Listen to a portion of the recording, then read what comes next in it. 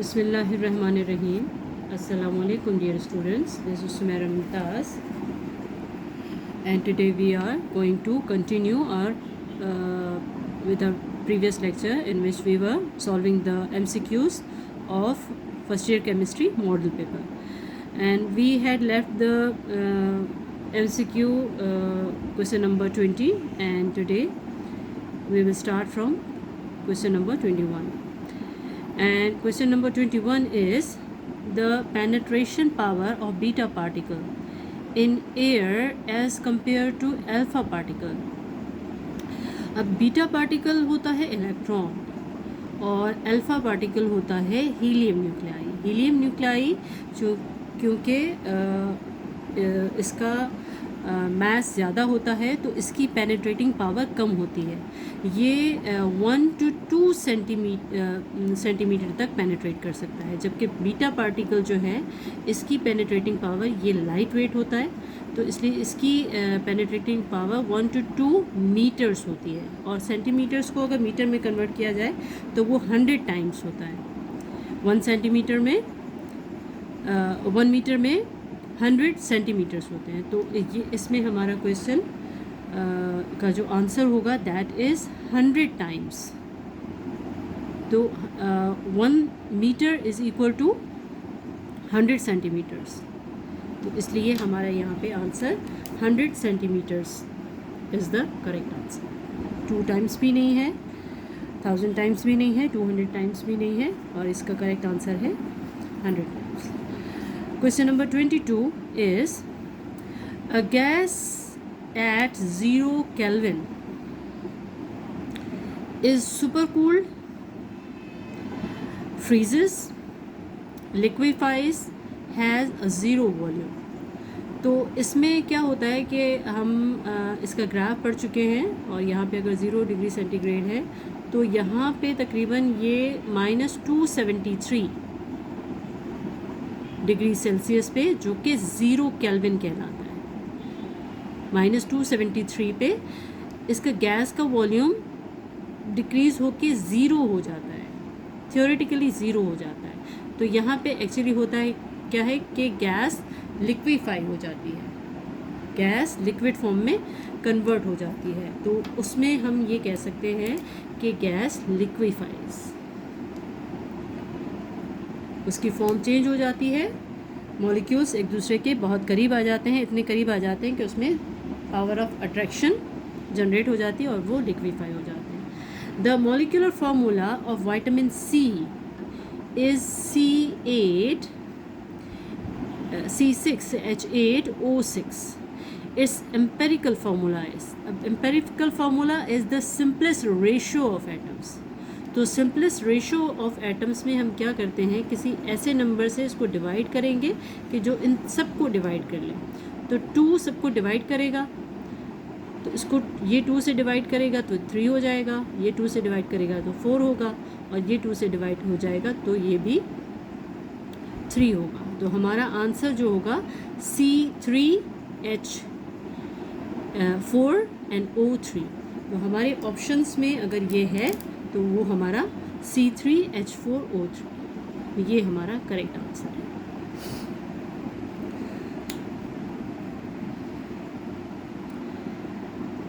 Energy plus pressure volume, इसको work भी कहा जाता है.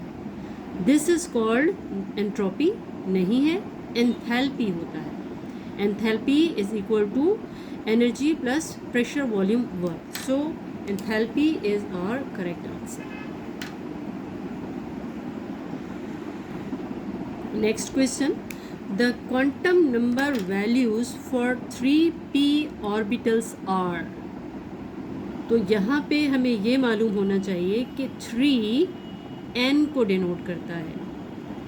जो SPDF के आगे जो नंबर होगा दैट इंडिकेट्स n. तो n इज़ इक्वल टू 3 होता है, और SPDF ये ऑर्बिटल्स होते हैं और ये डिनोट करते हैं L से. और L में S होता है, P होता है, D होता है और F होता है. तो S की वैल्यू 0 होती है, P की वैल्यू 1 होती है, D की वैल्यू 2 और F की value 3।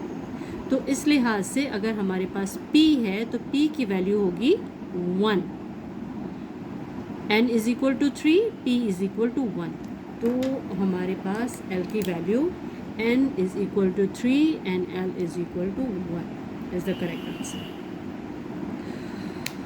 Orbitals having same energy are called hybrid orbitals नहीं है, valence orbitals नहीं है, degenerate orbitals। degenerate orbitals इन्हीं orbitals में इलेक्ट्रॉन्स जो degenerate हो सकते हैं तो इनको degenerate orbitals कहा जा सकता है। bonding orbitals भी नहीं है। The net enthalpy change in a chemical reaction is same. किसी भी रिएक्शन की एनर्जी या एंथैल्पी जो होगी वो सेम होगी, whether it is brought about in 2 और मोर डिफरेंट वेज इन 1 और सेवरल स्टेप्स। यानी कोई भी रिएक्शन होगा, चाहे वो एक स्टेप के अंदर हो चाहे वो मल्टीपल स्टेप्स के अंदर हो, उसका एंथैल्पी चेंज सेम होता है। और ये हमें बताया है कौन से लॉ में? हैसेस लॉ में। हैसेस law is the correct answer. Question number 28, which of the following compounds does not contain hydrogen bonding. यानी कि ये कुछ कंपाउंड्स गिवन है, यहाँ पे मैं यहीं पे लिख लेती हूँ। CH4 है एक कंपाउंड, H2O है और NH3 है एंड हाइड्रोजन फ्लोराइड है। ये 4 में से दूसरे पेज के अंदर थे, इसलिए मैंने इनको यहीं पे लिख दिया ताकि हमें सॉल्व करने में आसानी हो। तो हाइड्रोजन बॉन्ड क्या होती है कि हाइड्रोजन बॉन्ड अगर किसी भी इलेक्ट्रोनेगेटिव के साथ मौजूद हो, इलेक्ट्रोनेगेटिव एलिमेंट के साथ मौजूद हो, तो उसमें क्या होता है कि जब बॉन्ड बनती है, जैसे हाइड्रोजन फ्लोराइड है, hydrogen fluoride fluorine is highly electronegative. एक तो इनके अंदर आपस की बॉन्ड होगी और एक यहाँ पे तो इलेक्ट्रोनेगेटिविटी की वजह से स्लाइटली नेगेटिव चार्ज होगी और इसके ऊपर स्लाइटली पॉजिटिव चार्ज होगी। तो स्लाइटली नेगेटिव और स्लाइटली पॉजिटिव की वजह से ये दूसरे हाइड्रोजन फ्लोराइड के साथ ये इसके साथ बना लेगा bond, slightly negative and slightly positive, तो ये इसके साथ। तो ये जो बॉन्ड होती है जो स्लाइटली पॉजिटिव और स्लाइटली नेगेटिव हाइड्रोजन के साथ बनेगी तो वो हाइड्रोजन बॉन्ड कहलाती है। ये हाइड्रोजन बॉन्ड कहलाती है, slightly positive hydrogen and slightly negative electronegative element, इसके दरमियान जो बॉन्ड बनती है ये हाइड्रोजन बॉन्ड बनती है। तो ये हाइड्रोजन बॉन्ड कौन से एलिमेंट्स के अंदर मौजूद है? वाटर के अंदर मौजूद है। वाटर में ऑक्सीजन इलेक्ट्रोनेगेटिव होता है, नाइट्रोजन इलेक्ट्रोनेगेटिव होता है, फ्लोरीन इलेक्ट्रोनेगेटिव होता है। तो इनके अंदर हाइड्रोजन बॉन्ड मौजूद होगी, जबकि CH4 इसकी इलेक्ट्रोनेगेटिविटी का बहुत कम होती है, तो इसलिए इसमें स्लाइटली नेगेटिव स्लाइटली पॉजिटिव नहीं बनेगा, तो इसलिए इसमें हाइड्रोजन बॉन्ड नहीं बनेगी। इसलिए हमारा correct answer CH4 methane is the correct answer. इसके अंदर हाइड्रोजन बॉन्ड नहीं होगी क्योंकि कार्बन हाईली इलेक्ट्रोनेगेटिव नहीं है, तो इसलिए इसकी हाइड्रोजन के साथ slightly positive slightly negative bond नहीं बनेगी। Next question is question number 29, in a chemical equilibrium said to have established when concentration of product and reactants are equal, दोनों की कंसंट्रेशन प्रोडक्ट और रिएक्टेंट्स की इक्वल होगी, या ऑपोजिंग रिएक्शन सीज, ऑपोजिट जो reactions oppose कर रहे हैं वो सीज हो जाएंगे, या rate of opposing reactions become equal, या rate of forward reaction is twice as compare to reverse reaction. तो इसमें इक्विलिब्रियम जब इस्टेब्लिश हो जाता है तो प्रोडक्ट और रिएक्टेंट वो इक्वल हो जाते हैं, यानी एक दूसरे को अपोज करने वाले जो रिएक्शंस हैं, प्रोडक्ट रिएक्टेंट बना रहा है, रिएक्टेंट प्रोडक्ट बना रहा है, तो इनका जो रेट ऑफ रिएक्शन है ये इक्वल हो जाएगा। तो इसको हम ये कह सकते हैं rate of opposing reactions become equal. दोनों इक्वल हो जाएंगे तो एक दूसरे को स्टॉप कर देंगे और इक्विलिब्रियम इस्टेब्लिश हो जाएगा।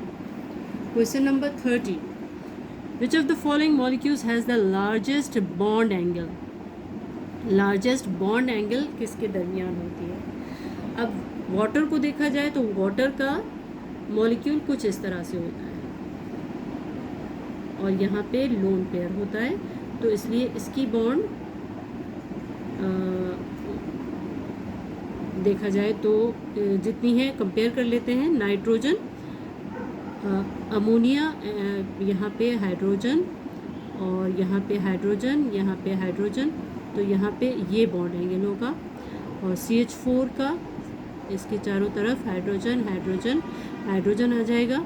और barium chloride Be central atom और इसके यहाँ पे भी क्लोराइड है, यहाँ पे भी क्लोराइड है, तो यहाँ पे देखा जाए इसकी बॉन्ड एंगल ये होगा।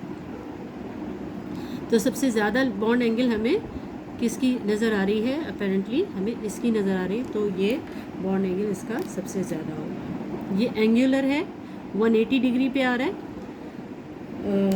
एंगुलर नहीं बल्कि लीनियर इसको कहा जाए, ये लीनियर है और इसकी 180 डिग्री पे इसकी बॉन्ड एंगल है। तो सबसे ज़्यादा बॉन्ड एंगल इसकी है बेरियम क्लोराइड की, तो ये हमारे पास जो कंपाउंड है उसकी बॉन्ड एंगल सबसे ज़्यादा है।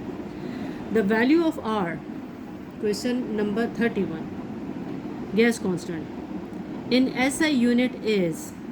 SI यूनिट में R की वैल्यू कौन सी है? 8.3143 न्यूटन्स मीटर पर केल्विन पर मोल, या 8.3143 न्यूटन मीटर पर सेल्सियस पर मोल, या 0.0821 न्यूटन मीटर पर सेल्सियस पर मोल, या 0.021 न्यूटन मीटर पर केल्विन पर मोल। तो यहाँ पे सबसे पहले तो ये रिजेक्ट हो जाएंगे क्योंकि सेल्सियस गैस लॉज में नहीं होता, केल्विन होता है, तो ये दोनों कैंसिल हो जाएंगे। और 0.0821 इसकी वैल्यू में DM³ और एटमॉस्फेयर होता है, वॉल्यूम DM³ में होता है और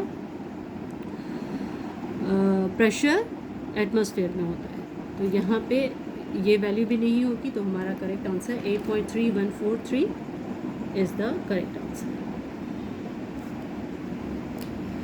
Bohr's atomic model is contradicted by Planck's quantum theory, Chadwick experiment, Heisenberg uncertainty principle and Faraday's law। तो बोहर ने जो एटॉमिक मॉडल दिया था उसके अकॉर्डिंगली उसने ये बताया था कि इलेक्ट्रॉन एक सर्टन डिस्टेंस के साथ न्यूक्लियस के अराउंड रिवॉल्व कर रहा होता है, एक सर्टन डिस्टेंस के साथ और सर्टन वेलोसिटी के साथ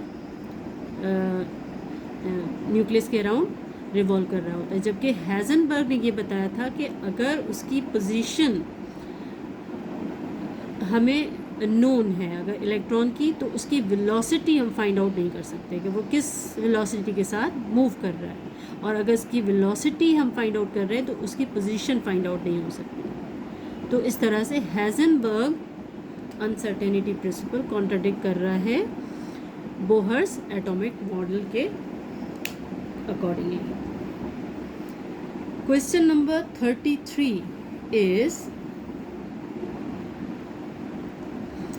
the charge mass value of electron is, ये 1.7585 is the correct answer.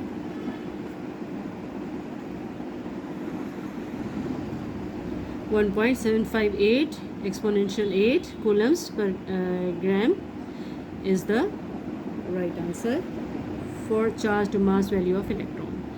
Question number 34. The reaction which involves both oxidation and reduction is called, without any doubt, that is redox reaction.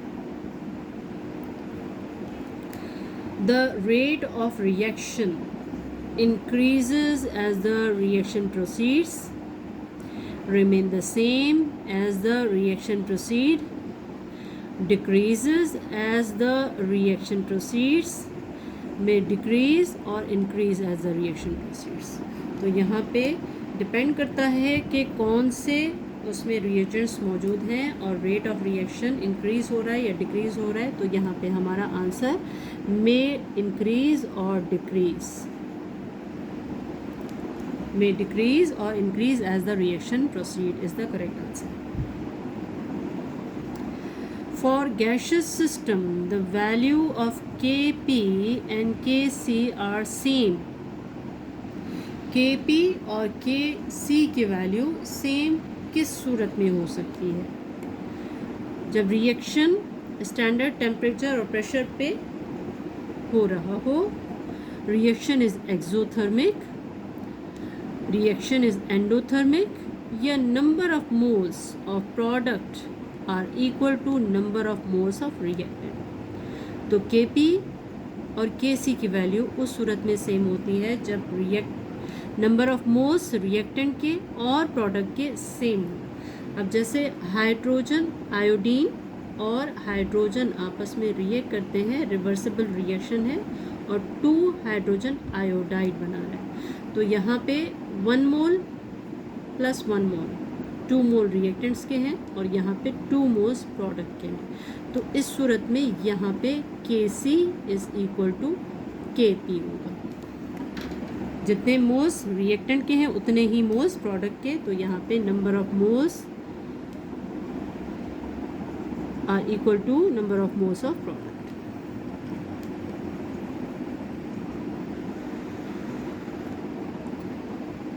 Question number 37. Heat absorbed or released during a chemical process at constant pressure is equal to enthalpy. Enthalpy change. Enthalpy change negative होता है तो heat release हो रही होती है, और अगर enthalpy change positive होता है तो हीट एब्जॉर्ब हो रही होती है. तो इसलिए heat enthalpy change is the correct answer. Heat absorbed और release during a chemical process at constant pressure is equal to change in enthalpy. Question number 38. Which of the following molecules has 2 pi bonds? तो 2 pi bonds किस में होते हैं? तो 2 pi bonds के लिए हमें ये देखना पड़ेगा कि सिंगल बॉन्ड जो होती है वो सिग्मा बॉन्ड होती है. कार्बन CH4, इसमें तमाम बॉन्ड सिंगल हैं, तो ये सिग्मा बॉन्ड्स हैं. C2H4 इसको देखा जाए तो C2 और H4 इस तरह से. तो इसमें देखा जाए ये सिग्मा बॉन्ड है, सिग्मा बॉन्ड है, यहाँ पे एक सिग्मा और एक पाई, तो यहाँ पे एक पाई बॉन्ड है. नाइट्रोजन टू नाइट्रोजन, इसके 3 इलेक्ट्रॉन्स बॉन्ड बना रहे होते हैं दूसरे नाइट्रोजन के 3 इलेक्ट्रॉन्स के साथ. तो यहाँ पे पहली बॉन्ड सिग्मा बॉन्ड होती है और बाकी 2 जो बॉन्ड होती हैं वो पाई बॉन्ड होती है. ऑक्सीजन 2 जो इलेक्ट्रॉन्स होते हैं वो दूसरे ऑक्सीजन के 2 इलेक्ट्रॉन्स के साथ बॉन्ड बना रहे होते हैं. तो इसमें एक सिग्मा बॉन्ड होती है और एक पाई बॉन्ड होती है. तो इन तमाम के हिसाब से देखा जाए तो 2 पाई बॉन्ड नाइट्रोजन में पाई जाती हैं. तो nitrogen is the correct answer. N2 is the correct answer.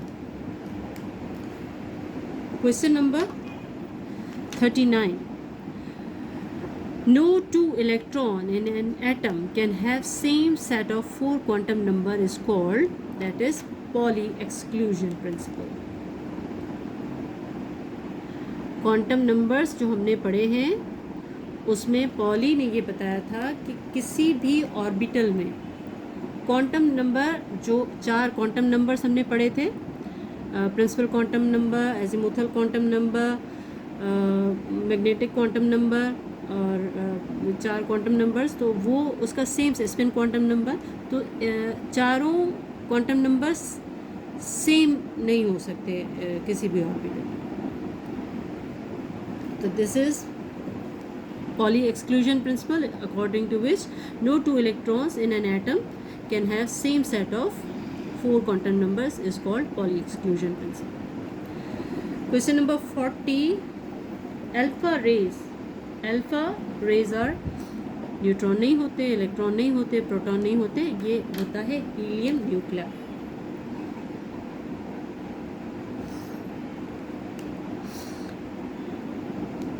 Beta rays electrons होते हैं और हीलियम न्यूक्लाई जो होता है वो अल्फा रेज होता है। The surface tension of liquid is independent of, surface liquid किस चीज़ से इंडिपेंडेंट होता है, यानी वो कुछ भी हो सरफेस टेंशन पे इफेक्ट नहीं होता। तो अमाउंट ऑफ लिक्विड कुछ भी हो, कितना भी हो, उसका सरफेस टेंशन चेंज नहीं होता। तो amount of liquid is the correct answer. Question number 42.